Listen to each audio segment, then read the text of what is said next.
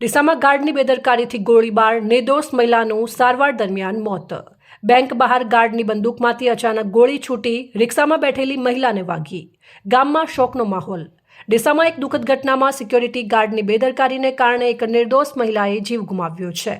તારીખ 27 માર્ચના રોજ સર્વોદય બેંક બહાર ફરજ પર રહેલા ગાર્ડની પોતાની બંદૂક ખભે ચડાવતો હતો ત્યારે અચાનક ગોળી છૂટી ગઈ હતી અને આ ગોળી બેંક સામે ઉભેલી રિક્ષામાં બેઠેલી ડીસા તાલુકાના રાણપુર ગામની શંકરીબેન પારજીજી ઠાકોરને વાગી હતી.